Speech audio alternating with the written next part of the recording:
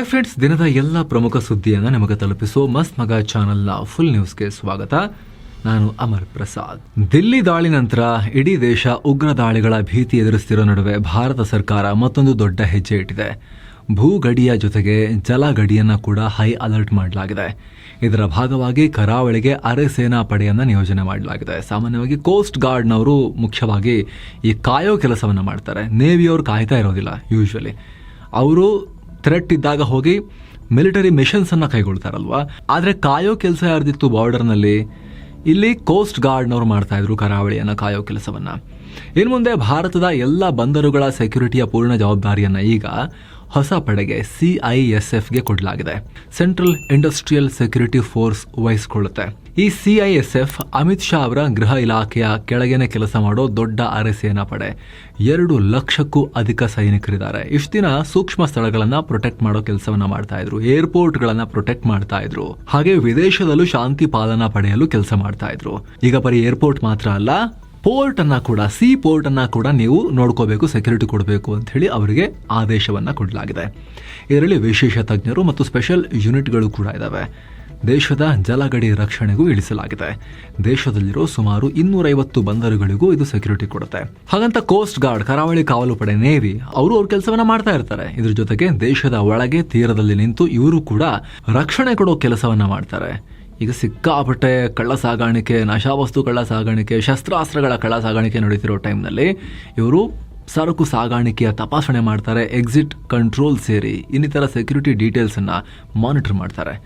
ಅಂತಾರಾಷ್ಟ್ರೀಯ ನಿಯಮದ ಪ್ರಕಾರ ಒಂದು ಸ್ಟ್ಯಾಂಡರ್ಡ್ ಸೆಕ್ಯೂರಿಟಿ ಪ್ಲಾನ್ ರೂಪಿಸಿ ಬಂದರಿನ gate control, CCTV, perimeter security, sea front patrol, ಹೀಗೆ ಎಲ್ಲ ರೀತಿಯ ರಕ್ಷಣಾ ಜವಾಬ್ದಾರಿಯಲ್ಲಿ ಇವರು ಕೂಡ ಪಾಲ್ಗೊಳ್ತಾರೆ. ಕ್ವಿಕ್ ರಿಯಾಕ್ಷನ್ ಟೀಮ್ ಆಗಿನೂ ಕೆಲಸ ಮಾಡ್ತಾ ಪ್ರತಿ ಬಂದರಿನಲ್ಲಿ ಆಪರೇಷನ್ ಸೆಂಟರ್ ಅನ್ನು ಕೂಡ ಸ್ಥಾಪಿಸ್ತಾರೆ. ಸದ್ಯ ಭಾರತದಲ್ಲಿ 13 ಮೇಜರ್ ಬಂದರುಗಳಿದ್ರೆ 67 ಮಧ್ಯಮ ಬಂದರುಗಳಿವೆ. ಉಳಿದಂತೆ 106 ಸಣ್ಣ ಪುಟ್ಟ ಮಹತ್ವದ ಬಂದರುಗಳು ಕೂಡ ಇದಾವೆ. ಮುಂಚೆ ದೇಶದಲ್ಲಿನ ಎಲ್ಲ ಬಂದರುಗಳ ನಿರ್ವಹಣೆಯನ್ನ, ಸೆಕ್ಯೂರಿಟಿ ನಿರ್ವಹಣೆಯನ್ನ ಆಯಾ ರಾಜ್ಯ ಅಥವಾ ಸ್ಥಳೀಯ ಆಡಳಿತದ ಪೊಲೀಸರು ಮತ್ತು ಪ್ರೈವೇಟ್ ಏಜೆನ್ಸಿಗಳು ನೋಡ್ಕೊಳ್ತಾ ಇದ್ರು. ಆದ್ರೀಗ ಈ ಜವಾಬ್ದಾರಿಯನ್ನು ಕೂಡ CISFಗೆ ಕೊಡಲಾಗಿದೆ. ದೇಶದ ಗಡಿಗಳ ಮೂಲಕ ನಶಾವಸ್ತುಗಳ ಜಾಲ ಹೆಚ್ಚಾಗ್ತಿರೋದ್ರಿಂದ, ಆಗಲೇ ಹೇಳಿದ ಹಾಗೆ ಉಗ್ರರು ಜಲಗಡಿಯಲ್ಲಿ ಒಳನುಸುಳೋ ಭೀತಿ ಕೂಡ ಇರೋದ್ರಿಂದ ಸರ್ಕಾರ ಈ ನಿರ್ಧಾರ ತಗೊಂಡಿದೆ. ಇನ್ನೊಂದು ಕಡೆ ವಿದೇಶಾಂಗ ಇಲಾಖೆ ಮತ್ತೊಂದು ಘೋಷಣೆ ಮಾಡಿದೆ. ಕೇರಳದ ವೆಳಿಂಜಂ ಬಂದರು, ಗುಜರಾತ್ನ ಹಜಿರಾ ಮತ್ತು ಪಿಪಾವಾವ್ ಪೋರ್ಟ್ಗಳಲ್ಲಿ ಇಮಿಗ್ರೇಷನ್ ಚೆಕ್ ಪೋಸ್ಟ್ ಇರುತ್ತೆ ಅಂತ ಘೋಷಿಸಿದೆ. ಅಂದರೆ ಈ ಬಂದರುಗಳಲ್ಲಿ ವಲಸೆ ಅಧಿಕಾರಿಗಳು ಕೂಡ ಇರ್ತಾರೆ. ಅವರು ಇನ್ನು ಮುಂದೆ ಭಾರತಕ್ಕೆ ಬರೋರು ಹೋಗುವವರ ವೀಸಾ, ಪಾಸ್ಪೋರ್ಟ್ ಅನ್ನ ಚೆಕ್ ಮಾಡ್ತಾರೆ. ದಿಲ್ಲಿ ಉಗ್ರ ದಾಳಿಯಲ್ಲಿ ಬಂಧಿತರಾಗಿರೋ ಉಗ್ರರು ತಮ್ಮ ಉಗ್ರ ಪ್ಲಾನ್ ಬಗ್ಗೆ ಬಾಯ್ಬಿಟ್ಟಿದ್ದಾರೆ. ಈಗ ಕೆಂಪುಕೋಟೆಯಲ್ಲಿ ಸ್ಫೋಟ ನಡೆಸೋಕೆ 2 ವರ್ಷಗಳ ಹಿಂದೆ, ಅಂದ್ರೆ 2023ರಲ್ಲೇ ಪ್ಲಾನ್ ಹಾಕಲಾಗಿತ್ತು ಅಂತ ಉಗ್ರ ಡಾಕ್ಟರ್ ಮುಜಮ್ಮಿಲ್ ಶಕೀಲ್ ಹೇಳ್ಕೊಂಡಿದ್ದಾನೆ. ಕಳೆದ 2 ವರ್ಷಗಳಿಂದಲೂ ಸ್ಫೋಟ ಮಾಡೋಕೆ ತಯಾರಿ ಮಾಡ್ಕೊಂಡಿದ್ವಿ. ಸ್ಫೋಟಕಕ್ಕೆ ಬೇಕಾದ ವಸ್ತು, ರಿಮೋಟ್ಸ್ ಎಲ್ಲ ಸಂಗ್ರಹಿಸ್ತಾ ಇದ್ವಿ. ನನಗೆ ಯೂರಿಯಾ ಮತ್ತು ಅಮೋನಿಯಂ ನೈಟ್ರೇಟ್ ಖರೀದಿಸೋ ಕೆಲಸ ಕೊಡಲಾಗಿತ್ತು. 26 ಕ್ವಿಂಟಲ್ NPK ಫರ್ಟಿಲೈಸರ್ ಅನ್ನ 3 ಲಕ್ಷ ರೂಪಾಯಿ ಕೊಟ್ಟು ಹರಿಯಾಣದ ಗುರುಗ್ರಾಮ್ ಮತ್ತು ನೂ ಪ್ರದೇಶದಿಂದ ಖರೀದಿ ಮಾಡಿದೆ. ಇತರೆ ಸ್ಫೋಟಕ ಮೆಟೀರಿಯಲ್ ಅನ್ನ ಕೂಡ ನೂನಿಂದ ತರಿಸ್ಕೊಂಡೆ. ಎಲೆಕ್ಟ್ರಾನಿಕ್ ಕಾಂಪೋನೆಂಟ್ಸ್ನ ಫರೀದಾಬಾದ್ನ 2 ಬೇರೆ ಬೇರೆ ಮಾರ್ಕೆಟ್ಗಳಿಂದ ಖರೀದಿ ಮಾಡಿದೆ. ಇನ್ನು ಬೇರೆ ಬೇರೆ ಸ್ಫೋಟಕ ಮಟೀರಿಯಲ್ ಅನ್ನು ಕೂಡ ಖರೀದಿ ಮಾಡೋಕೆ ನಮ್ಮ ಗುಂಪಿನವರು 26 ಲಕ್ಷ ರೂಪಾಯಿ ಸಂಗ್ರಹ ಮಾಡಿದ್ರು. ಇದಕ್ಕೆಲ್ಲ ನಮ್ಮ ಹಣವನ್ನೇ ಕೊಟ್ಟಿದ್ವಿ. ಈ ಹಣವನ್ನ ಉಮರ್ಗೆ ಕೊಡಲಾಯಿತು. ನಾನು 5 ಲಕ್ಷ ರೂಪಾಯಿ, ಉಮರ್ 2 ಲಕ್ಷ, ಆದಿಲ್ ರಾಥರ್ 8 ಲಕ್ಷ, ಮುಜಫರ್ ರಾಥರ್ 6 ಲಕ್ಷ ಮತ್ತು ಶಾಹೀನ್ ಸಯೀದ್ 5 ಲಕ್ಷ ರೂಪಾಯಿ ಕೊಟ್ಟಿದ್ರು. ಹಣದ ವಿಚಾರವಾಗಿ ನನಗೂ ಮತ್ತು ಉಮರ್ಗೂ ಒಮ್ಮೆ ವಿವಾದ ಕೂಡ ಆಗಿತ್ತು. ಆಮೇಲೆ ಉಮರ್ ನನಗೆ ರೆಡ್ ಇಕೋಸ್ಪೋರ್ಟ್ಸ್ ಕಾರನ್ನ ಖರೀದಿ ಮಾಡಿ ಎಲ್ಲ ಸೆಟಲ್ಮೆಂಟ್ ಮಾಡ್ಕೊಂಡ ಅಂತ NIA ತನಿಖಾಧಿಕಾರಿಗಳ ಮುಂದೆ ಉಗ್ರ ಹೇಳ್ಕೊಂಡಿದ್ದಾನೆ. ಇನ್ನು ಸ್ನೇಹಿತರೆ, ಇದೇ ದಿಲ್ಲಿ ಉಗ್ರ ದಾಳಿ ಸಂಬಂಧ ಮತ್ತೊಬ್ಬನ ಬಂಧನವಾಗಿದೆ. ಜಮ್ಮು ಕಾಶ್ಮೀರದ ಸ್ಟೇಟ್ ಇನ್ವೆಸ್ಟಿಗೇಷನ್ ಏಜೆನ್ಸಿ ಇದೀಗ ಶ್ರೀನಗರದಲ್ಲಿ ಶಂಕಿತ ಉಗ್ರ ತುಫಾಲ್ ನಿಯಾಜ್ ಭಟ್ ಅನ್ನೋ ವ್ಯಕ್ತಿಯನ್ನ ವಶಕ್ಕೆ ಪಡೆದಿದೆ. ಈತ ಪುಲ್ವಾಮಾದಲ್ಲಿ ಎಲೆಕ್ಟ್ರಿಷಿಯನ್ ಆಗಿ ಕೆಲಸ ಮಾಡ್ತಾ ಇತ್ತು. ಈಗ ಈತನ ವಿಚಾರಣೆ ನಡೆಸಲಾಗ್ತಾ ಇದೆ. ಇನ್ನು ಸ್ನೇಹಿತರೆ, ಸಾಲಾಗಿ ಪಬ್ಲಿಷ್ ಆಗ್ತಿರೋ ಮೆಂಬರ್ ಓನ್ಲಿ ವಿಡಿಯೋಸ್ ಅನ್ನ ನೀವು ಕೂಡ ನೋಡೋಕೆ ವಿಡಿಯೋ ಕೆಳಗಿರೋ ಜಾಯಿನ್ ಬಟನ್ ಮೂಲಕ ಮಸ್ತ್ ಮಗ ಪ್ರೀಮಿಯಂ ಮೆಂಬರ್ಶಿಪ್ ಫ್ಯಾಮಿಲಿಯನ್ನ ನೀವು ಕೂಡ ಜಾಯಿನ್ ಆಗಬಹುದು. ಇನ್ನೊಂದು ಕಡೆ ಇದೇ ದಿಲ್ಲಿ ದಾಳಿಯ ಮಾಸ್ಟರ್ ಮೈಂಡ್ ಉಗ್ರ ಡಾಕ್ಟರ್ ಮುಜಫರ್ ರಾಥರ್ ಅಫ್ಘಾನಿಸ್ತಾನಕ್ಕೆ ಓಡಿ ಹೋಗಿರೋ ಸಾಧ್ಯತೆ ಇದೆ. ಸೆಕ್ಯೂರಿಟಿ ಏಜೆನ್ಸೀಸ್ ಈತನ ವಿರುದ್ಧ ಅರೆಸ್ಟ್ ವಾರೆಂಟ್ ಜಾರಿ ಮಾಡಿವೆ. ಅಲ್ಲದೆ ಶೀಘ್ರದಲ್ಲಿ ಅಫ್ಘಾನಿಸ್ತಾನದ ಬಳಿ ಈತನ ಗಡೀಪಾರಿಗೆ ರಿಕ್ವೆಸ್ಟ್ ಮಾಡಬಹುದು ಅನ್ನೋ ಮಾಹಿತಿ ಸಿಗ್ತಾ ಇದೆ. ಈ ರಾಥೆರ್ ಕಾಶ್ಮೀರದ ಗೇಟ್ ವೇ ಅಂತ ಕರೆಯಲ್ಪಡೋ ಕಾಜಿಗುಂಡ ಮೂಲದವನಾಗಿದ್ದು ಕಳೆದ ಆಗಸ್ಟ್ನಲ್ಲಿ ಭಾರತ ಬಿಟ್ಟು ಹೋಗಿದ್ದಾನೆ. ಅಫ್ಘಾನಿಸ್ತಾನದಲ್ಲಿ ತಲೆಮರೆಸಿಕೊಂಡಿದ್ದಾನೆ ಅಂತ ಹೇಳಲಾಗ್ತಿದೆ. ಈತ ಜೈಷ್ ಹ್ಯಾಂಡ್ಲರ್ಗಳೊಂದಿಗೆ ಲಿಂಕ್ ಹೊಂದಿದ್ದು ಕಾಶ್ಮೀರದಾದ್ಯಂತ ವೈಟ್ ಕಾಲರ್ ಭಯೋತ್ಪಾದನೆ ಮಾಡ್ಯೂಲ್ ಅನ್ನು ಹರಡೋ ಕೆಲಸವನ್ನ ಮಾಡ್ತಾ ಇದ್ದ. ಇತ್ತೀಚೆಗಷ್ಟೇ ಈತನ ವಿರುದ್ಧ ಜಮ್ಮು ಕಾಶ್ಮೀರ ಪೊಲೀಸರು ಇಂಟರ್ಪೋಲ್ ಮೂಲಕ ರೆಡ್ ಕಾರ್ನರ್ ನೋಟಿಸ್ ಅನ್ನು ಕೊಡೋಕೆ ಮನವಿ ಮಾಡಿಕೊಂಡಿದ್ರು. ಅಂದ್ರೆ ಈತನ ಬಗ್ಗೆ ವಿದೇಶದಲ್ಲಿ ಸುಳಿವು ಸಿಕ್ಕರೆ ಅವನನ್ನ ಹಿಡಿದು ನಮಗೆ ಕೊಡೋಕೆ ಸಹಾಯ ಮಾಡಿ ಅಂತ ಇಂಟರ್ನ್ಯಾಷನಲ್ ಕ್ರೈಮ್ ಪೊಲೀಸ್ ಆರ್ಗನೈಸೇಷನ್ ಇಂಟರ್ಪೋಲ್ಗೂ ಕೂಡ ರಿಕ್ವೆಸ್ಟ್ ಮಾಡಿಕೊಂಡಿದ್ರು. ಈತನ ಸಹೋದರ ಡಾಕ್ಟರ್ ಆದಿಲ್ ರಾಥೆರ್ ಆಲ್ರೆಡಿ ಈಗ ದಿಲ್ಲಿ ದಾಳಿ ಕೇಸ್ನಲ್ಲಿ ಅರೆಸ್ಟ್ ಆಗಿದ್ದಾನೆ. ಮುಜಫರ್ ಕೂಡ ಈ ಕೇಸ್ನಲ್ಲಿ ಬೇಕಾದವನೇ, ಹೀಗಾಗಿ ಈತನ ವಿರುದ್ಧ ಅರೆಸ್ಟ್ ವಾರೆಂಟ್ ಹೊರಡಿಸಲಾಗಿದೆ. ದಕ್ಷಿಣ ಆಫ್ರಿಕಾ ಪ್ರವಾಸದಲ್ಲಿರೋ ಪಿಎಂ ನರೇಂದ್ರ ಮೋದಿ ಜೋಹಾನೆಸ್ಬರ್ಗ್ನಲ್ಲಿ ನಡೀತಾ ಇರೋ G20 ಸಮಿಟ್ನಲ್ಲಿ ಪಾಲ್ಗೊಂಡಿದ್ದಾರೆ. ಸಭೆ ಉದ್ದೇಶಿಸಿ ಮಾತನಾಡಿದ್ದು, ಜಗತ್ತಿನ ಅಭಿವೃದ್ಧಿಯಿಂದ ಎಲ್ಲ ದೇಶಗಳಿಗೆ ಬೆನಿಫಿಟ್ ಸಿಗಬೇಕು. ಯಾವುದೇ ದೇಶ ಅಭಿವೃದ್ಧಿಯಿಂದ ಹಿಂದುಳಿಬಾರದು. ದೇಶಗಳ ಅಭಿವೃದ್ಧಿಯಿಂದ ಪರಿಸರಕ್ಕೆ ಹಾನಿಯಾಗಬಾರದು. ಕ್ಲೈಮೇಟ್ ಆಕ್ಷನ್ ಕೂಡ ಆರ್ಥಿಕ ಯೋಜನೆಯ ಒಂದು ಭಾಗ ಆಗಿರಬೇಕು. ಎಲ್ಲ ರಾಷ್ಟ್ರಗಳು renewable energy, climate finance, eco friendly ಪ್ರಾಜೆಕ್ಟ್ಗಳ ಕಡೆಗೆ ಫೋಕಸ್ ಮಾಡಬೇಕು. ವಸುದೈವ ಕುಟುಂಬಕಂ ಅಂದರೆ ಜಗತ್ತು ಒಂದು ಫ್ಯಾಮಿಲಿ ಅನ್ನೋ ರೀತಿಯಲ್ಲಿ ಜಾಗತಿಕ ಸಹಕಾರ ರೂಪಿಸಬೇಕು ಅಂತ ಹೇಳಿದ್ದಾರೆ. ಅಲ್ಲದೆ ಜಾಗತಿಕವಾಗಿ ನಾಲೆಡ್ಜ್ ಶೇರ್ ಮಾಡೋದು, ಸ್ಕಿಲ್ ಡೆವಲಪ್ಮೆಂಟ್ ಹಾಗೂ ಭದ್ರತಾ ಸಹಕಾರದ ಬಗ್ಗೆ ಎಲ್ಲರೂ ಪರಸ್ಪರ ಸಹಕಾರ ಕೊಡೋದು ಅಗತ್ಯ ಅಂತ ಹೇಳಿದ್ದಾರೆ.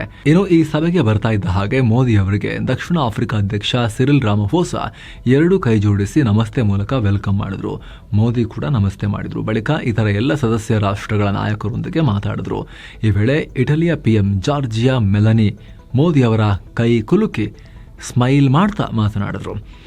ಈ ಸಭೆಯಲ್ಲಿ ಮೆಲನಿ ಹಾಗೂ ಮೋದಿಗೆ ಅಕ್ಕಪಕ್ಕದಲ್ಲೇ ಸೀಟಿಂಗ್ ಅರೇಂಜ್ಮೆಂಟ್ ಮಾಡಿದ್ದು ಕೂಡ ಸೋಷಿಯಲ್ ಮೀಡಿಯಾದಲ್ಲಿ ತುಂಬಾ ಜನರ ಕಣ್ಣನ್ನ ಕುಕ್ಕಿತು. ಕರ್ನಾಟಕದಲ್ಲಿ ಅಧಿಕಾರ ಹಂಚಿಕೆ ಜಟಾಪಟಿ ಜೋರಾಗಿರೋ ಹೊತ್ತಲ್ಲಿ ಡಿಸಿಎಂ ಡಿಕೆ ಶಿವಕುಮಾರ್ ಮನೆಯಲ್ಲಿ ಪೂಜೆ ನಡೆದಿದೆ. ಡಿಕೆ ತಮ್ಮ ಬೆಂಗಳೂರಿನ ಸದಾಶಿವನಗರ ನಿವಾಸದಲ್ಲಿ ಸಿದ್ದೇಶ್ವರ ಸ್ವಾಮಿ ಪಾದುಕೆಗಳಿಗೆ ವಿಶೇಷ ಪೂಜೆ ಸಲ್ಲಿಸಿದ್ದಾರೆ. ಗಮನಿಸಬೇಕಾದ ಅಂಶ ಅಂದರೆ, ಈ ಹಿಂದೆ BS ಯಡಿಯೂರಪ್ಪ ಕೂಡ ಸಿಎಂ ಆಗೋ ಮುನ್ನ ಇದೇ ದೇವರಿಗೆ ಪೂಜೆ ಮಾಡಿದ ಬಳಿಕ ಸಿಎಂ ಆಗಿದ್ರು. ಈಗ ಡಿಕೆ ಕೂಡ ಅದನ್ನೇ ಮಾಡಿದ್ದಾರೆ. ಹಾಗಂತ ಸಿಎಂ ಆಗೇ ಬಿಡ್ತಾರಾ? ನೋಡೋಣ. ಶುಕ್ರವಾರ ಡಿಕೆಶಿಯನ್ನ ಮೀಟ್ ಮಾಡಿದ್ದ ಕೆಲ ಶಾಸಕರು ಈಗ ಸಿಎಂ ಅವ್ರನ್ನ ಭೇಟಿಯಾಗಿದ್ದಾರೆ. ಸಿಪಿ ಯೋಗೇಶ್ವರ್, ಯಾಸೀರ್ ಪಠಾಣ್, ಶ್ರೀನಿವಾಸ್ ಮಾನೆ, ಅಜಯ್ ಸಿಂಗ್ ಸೇರಿ ಹಲವರು ಸಿಎಂ ಮನೆಗೆ ಹೋಗಿದ್ರು. ಮತ್ತೊಂದು ಕಡೆ ಸಿಎಂ ಸಿದ್ದರಾಮಯ್ಯ ಹಾಗೂ ಡಿಸಿಎಂ ಡಿಕೆ ಶಿವಕುಮಾರ್ ಒಟ್ಟಿಗೆ ಕಾಣಿಸಿಕೊಂಡಿದ್ದಾರೆ. ವಿಶ್ವ ಮೀನುಗಾರಿಕೆ ದಿನ ಹಿನ್ನೆಲೆಯಲ್ಲಿ ಹೆಬ್ಬಾಳದ ಪಶು ವೈದ್ಯಕೀಯ ಮಹಾವಿದ್ಯಾಲಯದಲ್ಲಿ ನಡೆದ ಕಾರ್ಯಕ್ರಮಕ್ಕೆ ಒಟ್ಟಿಗೆ ಆಗಮಿಸಿ ವೇದಿಕೆ ಮೇಲೆ ಅಕ್ಕಪಕ್ಕ ಕೂತು ಗುಸುಗುಸು ಮಾತನಾಡಿರೋದು ಕೂಡ ಕಂಡುಬಂದಿದೆ. ಇನ್ನೊಂದು ಕಡೆ ಕುಮಾರಸ್ವಾಮಿ ಮಾತನಾಡಿದ್ದಾರೆ. ರಾಜ್ಯದ ಜನ ಈ ಸರ್ಕಾರ ಕಿತ್ತು ಹಾಕಬೇಕು ಅಂತ ಕಾಯುತ್ತಿದ್ದಾರೆ. ಮುಂದಿನ 6-7 ತಿಂಗಳಲ್ಲಿ ಯಾರೂ ನಿರೀಕ್ಷೆ ಮಾಡದ ರೀತಿಯಲ್ಲಿ ಬದಲಾವಣೆಗಳು ಆಗಬಹುದು ಅಂತ ಒಂಚೂರು ಸೆನ್ಸೇಷನ್ ಆಗೋ ರೀತಿ ಹೇಳಿಕೆ ಕೊಡೋಣ ಅಂತ ಪ್ಲಾನ್ ಮಾಡಿದ್ರು ಅಂತ ಕಾಣುತ್ತೆ. ಆ ರೀತಿ ಕುಮಾರಸ್ವಾಮಿ ಹೇಳಿಕೆ ಕೊಟ್ಟಿದ್ದಾರೆ. ರಾಜ್ಯದ ಮೆಕ್ಕೆಜೋಳ ಮತ್ತು ಹೆಸರು ಕಾಳು ಬೆಲೆಯಲ್ಲಿ ತೀವ್ರ ಕುಸಿತ ಆಗಿರೋ ಹಿನ್ನೆಲೆಯಲ್ಲಿ ಇದರ ಬಗ್ಗೆ ತುರ್ತು ಗಮನ ಕೊಡಿ ಅಂತ ಪಿಎಂ ನರೇಂದ್ರ ಮೋದಿ ಅವರಿಗೆ ಸಿದ್ದರಾಮಯ್ಯ ಪತ್ರ ಬರೆದಿದ್ದಾರೆ. ರಾಜ್ಯದಲ್ಲಿ ರೈತರು ಪ್ರತಿಭಟನೆ ಮಾಡ್ತಾ ಇದ್ದ ಹಾಗೆ ಸಿದ್ದರಾಮಯ್ಯ ಕೇಂದ್ರ ಸರ್ಕಾರಕ್ಕೆ ಈಗ ಲೆಟರ್ ಬರೆದಿದ್ದಾರೆ. ವಿಚಾರಕ್ಕೆ ಸಂಬಂಧಪಟ್ಟಂತೆ ಈ ಬೆಳೆಗಳಿಗೆ ಕೇಂದ್ರ ಸರ್ಕಾರ ಘೋಷಿಸಿರೋ ಕನಿಷ್ಠ ಬೆಂಬಲ ಬೆಲೆಗಿಂತ ಕಮ್ಮಿ ಸಿಗ್ತಾ ಇದೆ. ರೈತರು ಆತಂಕದಲ್ಲಿದ್ದಾರೆ. ಜೊತೆಗೆ ರಾಜ್ಯದಲ್ಲಿ ಕೈಗಾರಿಕೆಗಳ ಬಳಕೆಗಿಂತ ಸುಮಾರು 54 ಲಕ್ಷ ಮೆಟ್ರಿಕ್ ಟನ್ ಹೆಚ್ಚುವರಿಯಾಗಿ ಮೆಕ್ಕೆಜೋಳ ಹಾಗೂ 1.98 ಲಕ್ಷ ಟನ್ ಹೆಸರು ಕಾಳು ಉತ್ಪಾದನೆಯಾಗುವ ನಿರೀಕ್ಷೆ ಇದೆ. ಹೀಗಾಗಿ ಕೇಂದ್ರ ತಕ್ಷಣ ಮಧ್ಯಪ್ರವೇಶ ಮಾಡಿ ಈ ಬಗ್ಗೆ ಅಗತ್ಯ ಕ್ರಮ ತಗೋಬೇಕು. ಇಲ್ಲಾಂದ್ರೆ ವೇಸ್ಟ್ ಆಗ್ಬಿಡುತ್ತೆ. ಸರಿಯಾದ ಬೆಲೆ ಕೊಡೋಕೆ ನೀವು ಬೇಗ ಆಕ್ಷನ್ ತಗೊಳ್ಳಿ ಅಂತ ಸಿದ್ದರಾಮಯ್ಯ ಪಿಎಂಗೆ ಲೆಟರ್ ಬರೆದಿದ್ದಾರೆ. ಈ ಪವರ್ ಶೇರಿಂಗ್ ಬಗ್ಗೆ ಚರ್ಚೆ ಆಗ್ತಿರೋ ಹೊತ್ತಲ್ಲಿ ರಾಜ್ಯದ ಸಚಿವರೊಬ್ಬರು ಬಿಗ್ ಸ್ಟೇಟ್ಮೆಂಟ್ ಕೊಟ್ಟಿದ್ದಾರೆ. ಅಧಿಕಾರ ಬಿಟ್ಕೊಡ್ತೀನಿ ಅಂತ ಮಾತು ಆಗಿದ್ರೆ ಖಂಡಿತವಾಗ್ಲೂ ಸಿದ್ದರಾಮಯ್ಯ ಬಿಟ್ಟುಕೊಡ್ತಾರೆ. ಅವರು ಕೊಟ್ಟ ಮಾತಿಗೆ ತಪ್ಪಲ್ಲ. ಆ ತರ ಮಾತಾಗಿದ್ರೆ ಡಿಕೆ ಶಿವಕುಮಾರ್ ಸಿಎಂ ಆಗ್ತಾರೆ. ಹೈಕಮಾಂಡ್ ಸರಿಯಾದ ಟೈಮ್ಗೆ ಎಲ್ಲ ನಿರ್ಧಾರ ಮಾಡುತ್ತೆ ಅಂತ ಮೀನುಗಾರಿಕಾ ಖಾತೆ ಸಚಿವ ಮಂಕಾಳ್ ವೈದ್ಯ ಹೇಳಿಕೆ ಕೊಟ್ಟಿದ್ದಾರೆ. ಕರ್ನಾಟಕದಲ್ಲಿ ಗೋಹತ್ಯೆ ನಿಷೇಧ ಕಾಯ್ದೆ ವಾಪಸ್ ಪಡಿಬೇಕು ಅಂತ ಪ್ರೊಫೆಸರ್ ರವಿವರ್ಮ ಕುಮಾರ್ ಮುಖ್ಯಮಂತ್ರಿ ಸಿದ್ದರಾಮಯ್ಯ ಅವರಿಗೆ ರಿಕ್ವೆಸ್ಟ್ ಮಾಡಿದ್ದಾರೆ. ಈ ಕಾಯ್ದೆಯಿಂದ ಮುಸ್ಲಿಮರಿಗೆ ಸಮಸ್ಯೆ ಆಗ್ತಿದೆ ಅಂತ ಹೇಳಿದ್ದಾರೆ. ಕೂಡಲೇ ವಾಪಸ್ ತಗೋಬೇಕು ಅಂತ ವೇದಿಕೆ ಮೇಲೇನೆ ಆಗ್ರಹ ಮಾಡಿದ್ದಾರೆ. ಆದರೆ ಅಲ್ಲೇ ಇದ್ದ ಸಿಎಂ ಇದಕ್ಕೆ ಯಾವುದೇ ಪ್ರತಿಕ್ರಿಯೆ ಕೊಡಲಿಲ್ಲ, ಸುಮ್ಮನೆ ಇದ್ರು. ರಾಜ್ಯದಲ್ಲಿ 2021ರಲ್ಲಿ ಜಾನುವಾರು ಹತ್ಯೆ ಪ್ರತಿಬಂಧಕ ಮತ್ತು ಸಂರಕ್ಷಣಾ ಕಾಯ್ದೆ ಜಾರಿಗೆ ಬಂದಿತ್ತು. ಇದರಲ್ಲಿ ಗೋ ಹತ್ಯೆ ನಿಷೇಧ ಮಾಡಲಾಗಿತ್ತು. ನೆಕ್ಸ್ಟ್ ಕಾಂಗ್ರೆಸ್ನವರು ಚುನಾವಣೆಗಳಲ್ಲಿ ಪ್ರಚಾರ ಮಾಡಿದ್ರು, ನಾವು ಅಧಿಕಾರಕ್ಕೆ ಬಂದ್ರೆ ಇದರಿಂದ ಮುಸ್ಲಿಮರಿಗೆ ರಿಲೀಫ್ ಕೊಡ್ತೀವಿ ಅನ್ನೋ ರೀತಿಯಲ್ಲಿ ಅವರು ಕ್ಯಾಂಪೇನ್ ಕೂಡ ಮಾಡಿದ್ರು. ದೇಶದಲ್ಲಿ ಶುರುವಾಗಿರೋ ಸ್ಪೆಷಲ್ ಇಂಟೆನ್ಸಿವ್ ರಿವಿಷನ್ ಅಥವಾ SIR ಮತ್ತೊಂದು ವಿವಾದ ಮಾಡಿಕೊಂಡಿದೆ. ಸಮೀಕ್ಷೆ ಮಾಡ್ತಾ ಇದ್ದ BLO ಅಧಿಕಾರಿಗಳ ಒಂದಾದ್ಮೇಲೆ ಒಂದು ರೀತಿ ಸಾವಿನ ಪ್ರಕರಣಗಳು ಬಹಳ ಚರ್ಚೆಗೆ ಕಾರಣ ಆಗ್ತಾ ಇದಾವೆ. ಈಗ ಪಶ್ಚಿಮ ಬಂಗಾಳದಲ್ಲಿ ಮತ್ತೊಬ್ಬ BLO, ಈ ಸರ್ಕಾರಿ ಅಧಿಕಾರಿ, ತಮ್ಮ ಜೀವನವನ್ನ ತಾವೇ ಮುಗಿಸ್ಕೊಂಡಿದ್ದಾರೆ. ಈ ಮೃತ ಮಹಿಳೆಯನ್ನ ರಿಂಕು ತರಫ್ದಾರ್ ಅಂತ ಗುರುತಿಸಲಾಗಿದೆ. ಇವರು ಪತ್ರವನ್ನ ಕೂಡ ಬರೆದಿಟ್ಟಿದ್ದಾರೆ. ತಮ್ಮ ಸಾವಿಗೆ ಚುನಾವಣಾ ಆಯೋಗವೇ ಕಾರಣ ಅಂತ ಉಲ್ಲೇಖ ಮಾಡಿದ್ದಾರೆ. ಇವರ ಕುಟುಂಬ ಕೂಡ ವರ್ಕ್ ಲೋಡ್ ಜಾಸ್ತಿ ಆಯಿತು ಅಂತ ಹೇಳಿದ್ದಾರೆ. ಇನ್ನೊಂದು ಕಡೆ ಮಧ್ಯಪ್ರದೇಶದಲ್ಲಿ ಇಬ್ಬರು BLOಗಳು ಮೃತಪಟ್ಟಿದ್ದಾರೆ. ಮೃತರನ್ನ ರಮಾಕಾಂತ್ ಪಾಂಡ್ಯ ಮತ್ತು ಸೀತಾರಾಮ್ ಗೊಂಡಾ ಅಂತ ಗುರುತಿಸಲಾಗಿದೆ. ನಿಖರ ಕಾರಣ ಇನ್ನಷ್ಟೇ ಸ್ಪಷ್ಟವಾಗಬೇಕಾಗಿದೆ. ಆದರೆ ಮೃತರ ಕುಟುಂಬಸ್ಥರು ಈ ಘಟನೆಗೆ ಸರ್ಕಾರದ ಮತದಾರರ ಪಟ್ಟಿ ಪರಿಷ್ಕರಣೆ ಅದರ ಪ್ರೆಷರೇ ಕಾರಣ ಅಂತ ದೂರಿದ್ದಾರೆ. ವೃತ್ತಿಯಲ್ಲಿ ಇಬ್ಬರು ಶಿಕ್ಷಕರಾಗಿದ್ದು ಇವರು SIR ಸರ್ವೆಯನ್ನು ಬೇಗ ಪೂರ್ಣಗೊಳಿಸುವ ಜವಾಬ್ದಾರಿಯನ್ನು ಕೊಡಲಾಗಿತ್ತು. ರಾತ್ರಿ ಕೂಡ ಬಿಡುವಿಲ್ಲದೆ ಕೆಲಸ ಮಾಡುವಂತ ಹೇಳ್ತಾ ಇದ್ರು ಅಂತ ಫ್ಯಾಮಿಲಿಯವರು ಆರೋಪ ಮಾಡಿದ್ದಾರೆ. ಇನ್ನೊಂದು ಕಡೆ ಮಧ್ಯಪ್ರದೇಶದ ರೈಜಾನ್ ಜಿಲ್ಲೆಯಲ್ಲಿ BLO ಒಬ್ರು ಕಳೆದ 6 ದಿನಗಳಿಂದ ಕಾಣೆನೇ ಆಗಿರೋ ಮಾಹಿತಿ ಬಂದಿದೆ.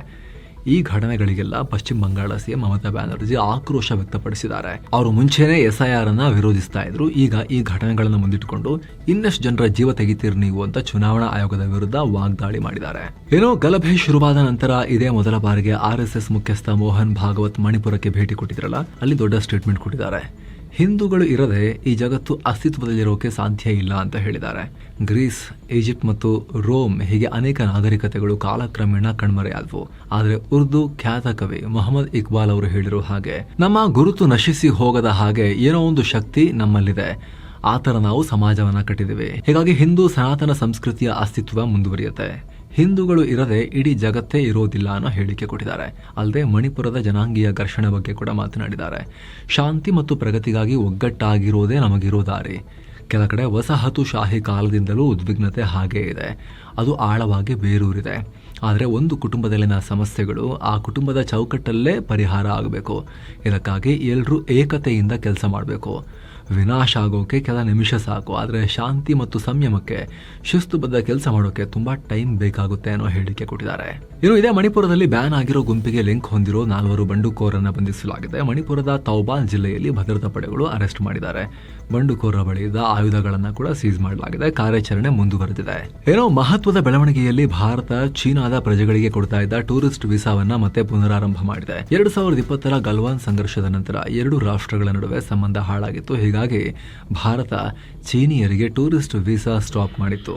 ಆದರೆ ಸಂಬಂಧ ಸುಧಾರಿಸಿದ ನಂತರ ಸುಮಾರು 5 ವರ್ಷಗಳ ಬಳಿಕ ಭಾರತ ಮತ್ತೆ ಇದಕ್ಕೆ ಅವಕಾಶ ಕೊಟ್ಟಿದೆ. ಕೆಲ ದಿನಗಳ ಹಿಂದೆ 2 ರಾಷ್ಟ್ರಗಳ ನಡುವೆ ಡೈರೆಕ್ಟ್ ವಿಮಾನಯಾನ ಸೇವೆ ಕೂಡ ಶುರುವಾಗಿತ್ತು. ಈಗ ಈ ಬೆಳವಣಿಗೆಯಾಗಿದೆ. ಏನೋ ದುಬೈ ಏರ್ ಶೋನಲ್ಲಿ ತೇಜಸ್ ವಿಮಾನ ಪತನ ಆಗಿರುವುದಕ್ಕೆ ಪಾಕಿಸ್ತಾನ ಸಂತಾಪ ಸೂಚಿಸಿದೆ. ರಕ್ಷಣಾ ಮಂತ್ರಿ ಖ್ವಾಜಾ ಆಸಿಫ್ ಈ ಬಗ್ಗೆ ಟ್ವೀಟ್ ಮಾಡಿದ್ದು, ಕೆಲವೊಂದು ಘಟನೆಗಳು ಎಲ್ಲವನ್ನ ಮೀರಿರ್ತವೆ. ಯುದ್ಧ ಮತ್ತು ಶತ್ರುತ್ವ ಅನ್ನೋದು ಆಕಾಶದಲ್ಲಿ ಮಾತ್ರ. ಮೃತ ಯೋಧ ಸಾಹಿಲ್ ಅವರ ನಿಧನ ಇಡೀ ಏರೋಸ್ಪೇಸ್ ಕಮ್ಯುನಿಟಿಗೆ ದೊಡ್ಡ ನಷ್ಟ. ಇಡೀ ನಮ್ಮ ಪಾಕಿಸ್ತಾನದ ಜನತೆ ಪರವಾಗಿ ಪಾಕಿಸ್ತಾನದ ಸ್ಟ್ರಾಟಜಿಕ್ ಫೋರಂ ಸಂತಾಪ ಸೂಚಿಸುತ್ತೆ. ಅವರ ಕುಟುಂಬಕ್ಕೆ ದುಃಖ ಭರಿಸೋ ಶಕ್ತಿಯನ್ನ ಕೊಡ್ಲಿ ಅಂತ ಬರ್ಕೊಂಡ್ಬಿಟ್ಟಿದ್ದಾರೆ. ಇವರು ತಲೆ ಒಂದೊಂದು ದಿವಸ ಒಂದೊಂಥರ ವರ್ಕ್ ಆಗುತ್ತೆ. ಅನ್ಪ್ರಿಡಿಕ್ಟಬಲ್ ಸ್ಪೀಶೀಸ್, ದಿನಕ್ಕೊಂದೊಂಥರ ಮಾತಾಡ್ತಾರೆ. ಈಗ ಬರ್ದಿರೋದು ನೋಡಿದ್ರೆ ಯಪ್ಪ ಎಂತ ಒಳ್ಳೆ ಮನುಷ್ಯ ಅಂತ ಅನ್ಕೋಬೇಕು ಈ ಖ್ವಾಜಾ ಆಸಿಫ್. ಏನೋ ತೇಜಸ್ ಜೆಟ್ ಪತನ ಆಗೋ ಮುನ್ನ ಪೈಲಟ್ ನಮಾನ್ ಶಾಲ್ ಕೊನೆಗೆ ಅಂದ್ರೆ ಈ ಹಾರಾಟಕ್ಕೂ ಮುನ್ನ ತಂದೆಗೆ ಏನ್ ಹೇಳಿದ್ರು ಅನ್ನೋದನ್ನ ಅವರ ತಂದೆ ಶೇರ್ ಮಾಡಿದ್ದಾರೆ. ಏರ್ ಶೋಗೂ ಮುನ್ನ ಕಾಲ್ ಮಾಡಿದ್ದ ನಮಾನ್ಶ್, ನನ್ನ ಶೋ ನೋಡೋಕೆ ಮರಿಬೇಡಿ ಅಪ್ಪ, ನೀವು ಟಿವಿ ಅಥವಾ ಯೂಟ್ಯೂಬ್ ನಲ್ಲಿ ಖಂಡಿತ ನೋಡ್ಲೇಬೇಕು ಅಂತ ರಿಕ್ವೆಸ್ಟ್ ಮಾಡಿದ್ರು. ಮಗನ ಮಾತಿನಂತೆ ನನ್ನ ಶೋ ನೋಡ್ತಿರ್ಬೇಕಾದ್ರೇನೆ ಜೆಟ್ ಕ್ರಾಶ್ ಆಯ್ತು ಅಂತ ತುಂಬಾ ದುಃಖವನ್ನ ವ್ಯಕ್ತಪಡಿಸಿದ್ದಾರೆ ಈ ವೀರ ಪೈಲಟ್ ಅವರ ತಂದೆ ಜಗನ್ನಾಥ್ ಅವರು. ಇನ್ನು ಭಾರತ ಮತ್ತು ಸೌತ್ ಆಫ್ರಿಕಾ ನಡುವಿನ 2ನೇ ಹಾಗೂ ಅಂತಿಮ ಟೆಸ್ಟ್ ಅಸ್ಸಾಂನ ಗುವಾಹಟಿಯಲ್ಲಿ ಶುರುವಾಗಿದೆ. ಟಾಸ್ ಗೆದ್ದ ಸೌತ್ ಆಫ್ರಿಕಾ ಮೊದಲು ಬ್ಯಾಟಿಂಗ್ ಆಯ್ಕೆ ಮಾಡಿಕೊಂಡು ಚೆನ್ನಾಗಿ ಆಡ್ತಾ ಇದೆ. ಮೊದಲ ದಿನದ ಆಟದ ಅಂತ್ಯಕ್ಕೆ ಸೌತ್ ಆಫ್ರಿಕನ್ನರು 6 ವಿಕೆಟ್ ನಷ್ಟಕ್ಕೆ 247 ರನ್ ಗಳಿಸಿದ್ದಾರೆ. ಅಜಯ್ 25 ರನ್ ಗಳಿಸಿರೋ ಸೆನುರನ್ ಮುತ್ತುಸ್ವಾಮಿ 25 ಹಾಗೂ ಕೈಲ್ ವಾರ್ರನ್ 1 ರನ್ ಗಳಿಸಿ 2ನೇ ದಿನಕ್ಕೆ ಕ್ರೀಸ್ ಕಾಯ್ದುಕೊಂಡಿದ್ದಾರೆ. ಇನ್ನು ಟೀಂ ಇಂಡಿಯಾ ಪರವಾಗಿ ಕುಲ್ದೀಪ್ ಯಾದವ್ 3 ವಿಕೆಟ್ ಪಡ್ಕೊಂಡು ಚೆನ್ನಾಗಿ ಬೌಲಿಂಗ್ ಮಾಡಿದ್ರು. ಸೊ ಫ್ರೆಂಡ್ಸ್, ಇದಾಗಿತ್ತು ಇವತ್ತಿನ ಫುಲ್ ನ್ಯೂಸ್. ನಾವು ಕುಯ್ದಿಲ್ಲ, ಎಳೆದಿಲ್ಲ, ಕಿರ್ಚಾಡಿಲ್ಲ, ಸುದ್ದಿ ರೀತಿಯಲ್ಲಿ ತಲುಪಿಸೋ ಪ್ರಯತ್ನ ಮಾಡಿದ್ದೀವಿ. ನಿಮಗೆ ಇಷ್ಟ ಆಗ್ತಿದ್ರೆ ದಯವಿಟ್ಟು ಲೈಕ್ ಮಾಡಿ, ಶೇರ್ ಮಾಡಿ, ಸಬ್ಸ್ಕ್ರೈಬ್ ಮಾಡಿ. ಹಾಗೆ ಸ್ನೇಹಿತರೆ, ಆಗಲೇ ಹೇಳಿದ ಮಸ್ಮಗ ಪ್ರೀಮಿಯಂ ಮೆಂಬರ್ಶಿಪ್ಪನ್ನು ಆಸಕ್ತರು ವಿಡಿಯೋ ಕೆಳಗಿರೋ ಜಾಯಿನ್ ಬಟನ್ ಮೂಲಕ ಜಾಯಿನ್ ಆಗಬಹುದು. Thank you so much. ಮತ್ತೆ ಭೇಟಿ ಆಗ್ತಿರೋಣ. ನಮಸ್ತೆ.